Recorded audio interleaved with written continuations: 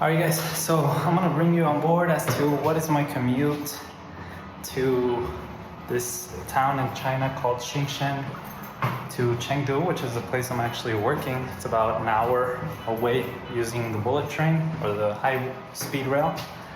And I have to take an Uber to the railway station to the metro, I guess. The metro and the railway stations are like very close to each other. And then from the metro station to the office. But this is the first time I'm gonna be staying work late at night, all night, because I have some meetings Las Vegas time, which means it's like my midnight. So yeah, we'll have fun.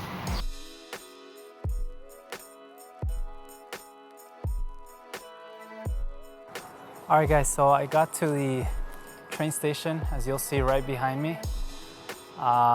Now you might be thinking, why am I going to Chengdu every day for 2 months? Well, the thing is that my wife's Chinese, many of you guys know, and so my wife's Chinese. She wanted to come over, visit. Since the pandemic, she had not been to China, so that's over 4 years. She wanted to come and stay for 2 months, and I was like, look, I'm gonna miss you guys too much, so I'd rather just go. Most of my work can be done remotely. But I cannot work from the house with all the kids, and I tried, and it was just babysitting and not being able to get my work done. So that's why every day I decide to travel 1 hour. Plus I thought it would be fun, For a little heads up for you guys, Chengdu actually has about 22 million people living in there. Also, just for some background, the Uber I just took was about 22 yuan, which is like $3 or $4. It's like 10-15 minute drive.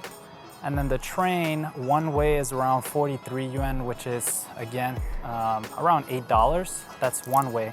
So if you multiply that going back and front, that would be around $16 per day.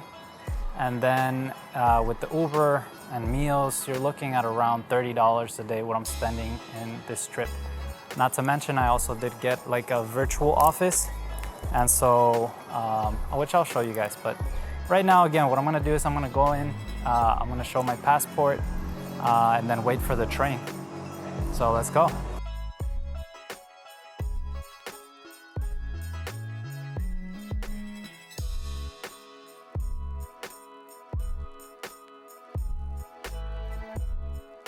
All right guys, so for those wondering why I don't just drive to Chengdu, seems like it would be a lot easier.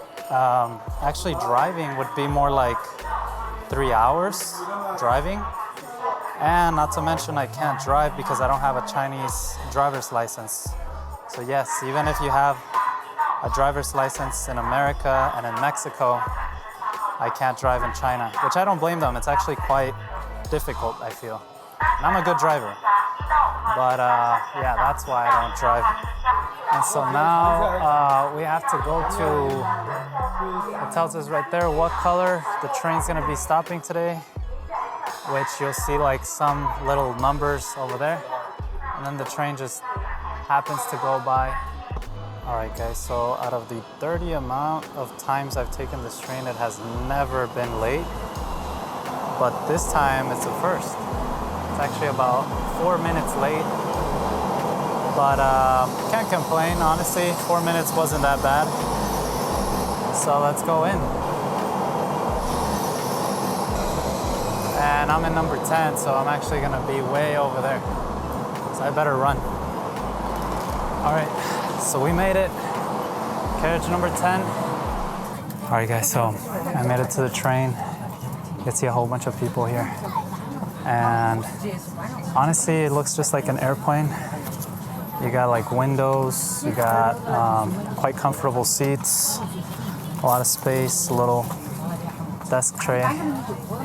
And so you kind of just lay back, chill, and enjoy the trip. This is where I maybe write my journal and just get some work done, meditation maybe, and that's it. All right guys, so we arrived to Chengdu Station. Much bigger. You see over there, there's like a whole bunch of trains. I see like 1, 2, 3, 4, there's like 20 trains. And then you're gonna see a whole bunch of people trying to go down over there, which you guys will see. Something I've noticed is that the Chinese, specifically men, are very, very high smokers. So they love smoking and they have an urge to smoke. So all these guys in the back, if you see, that was barely a 1 hour trip and they already want to smoke. And so I personally don't like the smell of smoke, but I guess it's part of the culture, you know? And then just see all the people trying to get down at the same time. Sometimes they have like these crowd control officers where they will actually limit the amount of people that can go through a certain alley just to prevent people from like running and crushing, I guess, people, like what happened in Korea like some time ago. But from here, I'm gonna take the metro. The metro typically is like 3 yuans, which is like 30 cents, 50 cents US dollars. And then after that, the train station or the metro actually leaves me right underneath the office that I'm renting, which is a co-working space. And so I don't have to walk that much.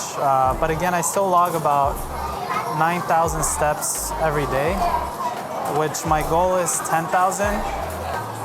That seems to be pretty good, you know. As long as I'm getting 10,000 steps, we're doing good.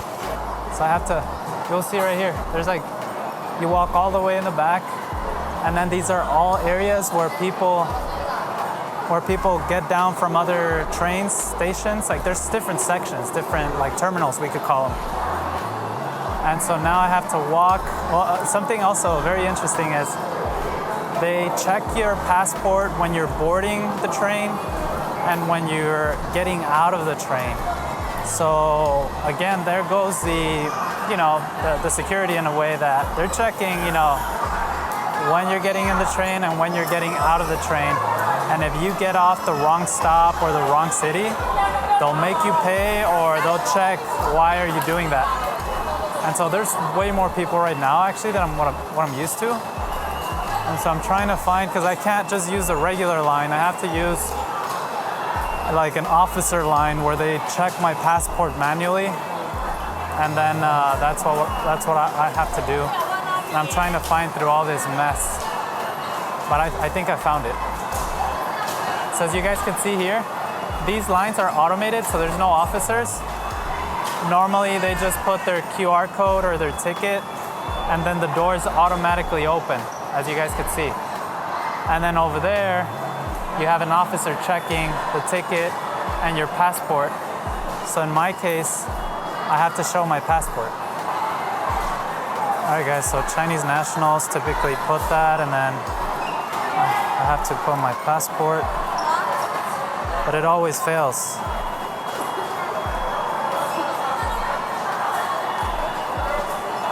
I don't know why I always get a red light, but the officers still let me go. I'm assuming they see something on their end and they're like, yeah, it's okay. Thankfully, everything's in English, at least the metro and the high-speed rail. Restrooms, things like that is in English. And man, just look at all the amount of people that are here right now. Like what I was telling you guys in Chengdu, according to Google and Baidu, and according to my wife, there's over 22 million people, more than Guangzhou. I was in Guangzhou like some weeks ago, and I thought, you know, Guangzhou is obviously a bigger, more modern city, I would say, you know, to my view. But there's a lot more people in Chengdu, which is pretty interesting. So this is where I rack up pretty good amount of steps. I have to walk like kind of far. It's still within the same building, but this is where I get a lot of steps. And luckily, again, we're underground, so there's AC. So it's not too heavy, not too hot, but it gets very, very hot when you're walking outside and very sweaty, because it's, at least all the cities I've been to China, they're all very humid. So over there, you guys buy the tickets. I already have the app, so I'm actually gonna have to stop recording for a moment. And then I show my QR code in the line, and then the doors open, and then it charges my card automatically. So for example, right now I am around here. Oh, here, East Railway Station. And I need to go to Shumshi Road, which is somewhere right here, I think. Somewhere around, oh, here. So if you see, it's not that far, it's 6 stops away. So I just got to take the metro line 2. So again, each line it's like a floor. So there's 1, 2, all the way to line 18. I don't know why they skip from 10 to 17, but yeah, quite big. And then that's how you would scan your QR code, and then the doors open. All right, guys, so now I'm going to line 2. I'm actually going against a whole bunch of people here, so that's why I'm very focused on not tripping with someone. But line 2 is right there. This to come out of line 2. Then we have to go through this line to go to line 2. So again, this is what I call is like a crowd control, right?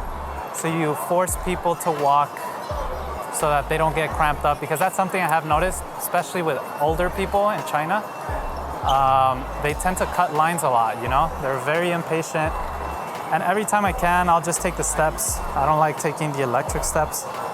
I feel like with my work, I sit a lot. So anytime I have the chance to walk, I'll take it. The metro is actually divided by how cold you want it.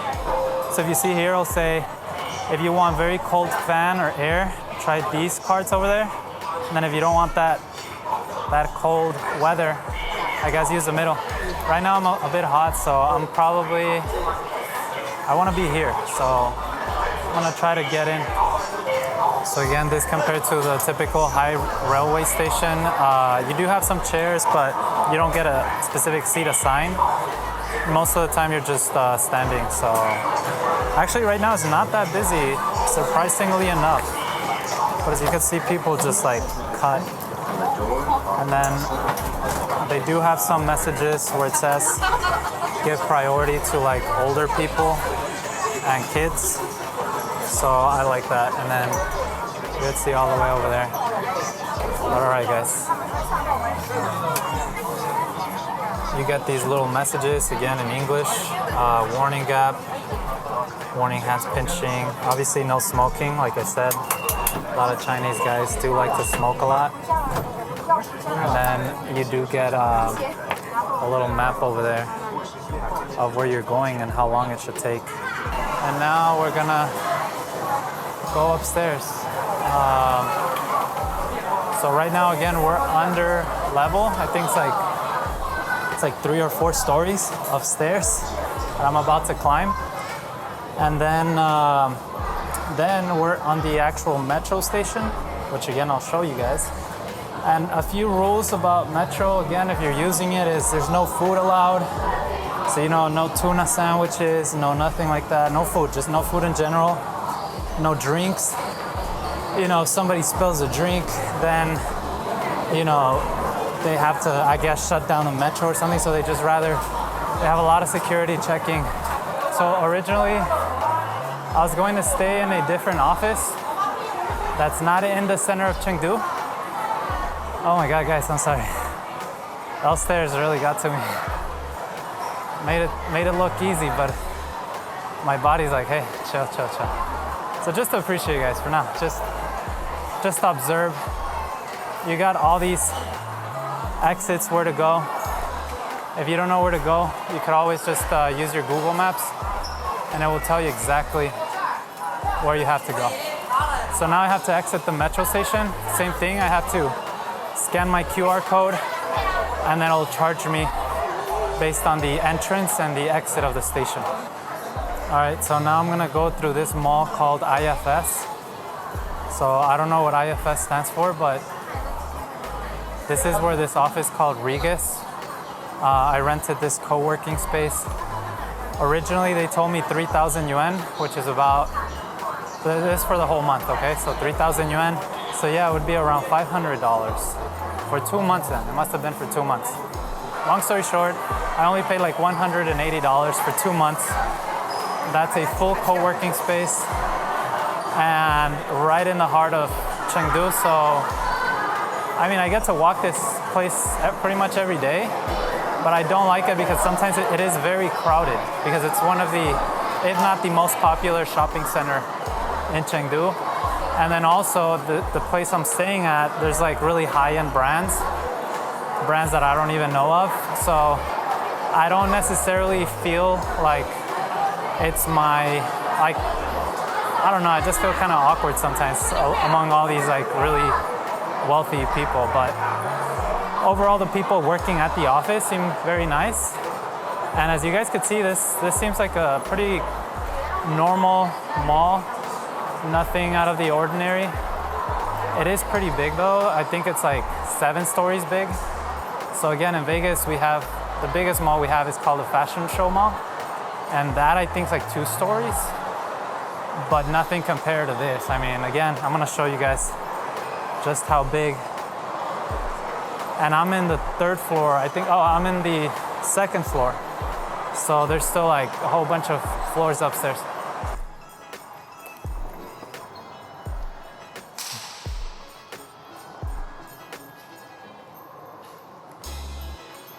So we're going to floor 25. Again, this is the first time I'll be working the night shift. I don't even know if I'm gonna be by myself. Oh, that breeze felt good. The floors don't work obviously after hours, so you have to scan your card, pretty standard. A little bit of elevator music. Hopefully I don't get stuck in here, imagine. Okay guys, I can confirm so far, yep, there's no one in the office, which is kind of scary. I'm the only one in this floor right now. And they told me they were gonna have lights, which I think it's a lie. Oh, there you go. There you have it, okay. It is a bit slippery today, the floor. So this is my workstation, guys. And that's how I made it. You guys followed me all the way through. This is the view I have of the city. Very beautiful, honestly. Very beautiful view. Oh, you can see the traffic's quite congested right now. But it is a bit hot, honestly. It is hot. So I might just make my way down by a little fan because it is gonna get a bit hot here. The lady had told me that they could offer me a little fan, but I said no need. So now I guess I'm gonna have to buy one. But well guys, hope you guys enjoyed. Thank you so much for watching this full video and see you guys next time. Peace.